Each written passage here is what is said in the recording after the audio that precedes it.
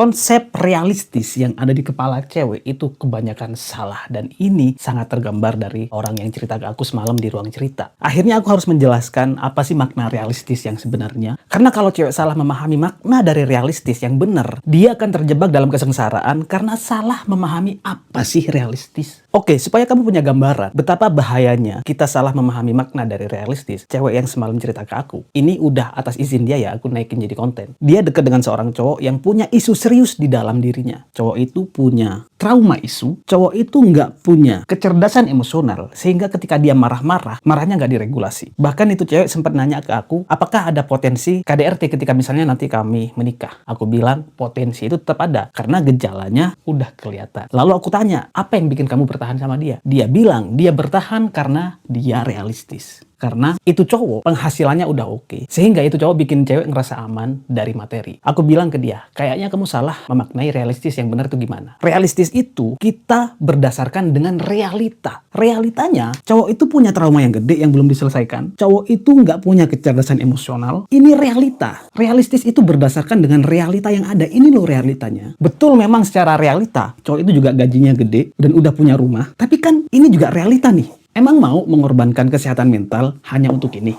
Tapi kan ketika nanti kita berumah tangga, kita butuh duit banyak untuk tempat tinggal, untuk kendaraan, untuk ini itu segala kebutuhan. Itu betul, realitanya memang begitu ketika nanti kita berumah tangga. Tapi kita perlu bisa membedakan yang ada di kepala kita itu realistis atau idealis. Realitanya kita butuh tempat tinggal.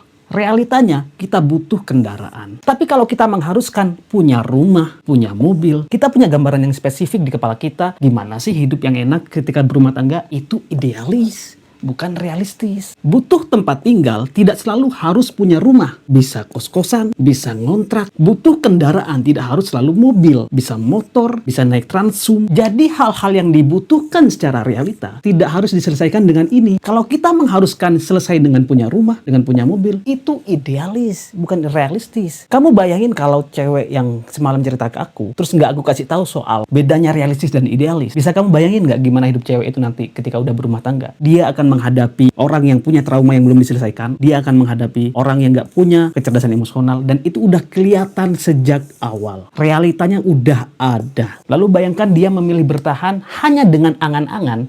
Dia nanti akan hidup nyaman. Dia akan hidup aman. Ini belum kejadian loh. Belum menjadi realita. Belum realistis, yang masih dalam hayalan dia prioritasin yang ini nih, yang udah ada, yang udah kelihatan, malah nggak jadi fokus. Dan konsep yang salah antara realistis dan idealis kayak gini tuh banyak di kepala cewek, karena nggak paham, karena salah makna, dan mengambil keputusan dari makna yang salah, hidupnya jadi berat nanti.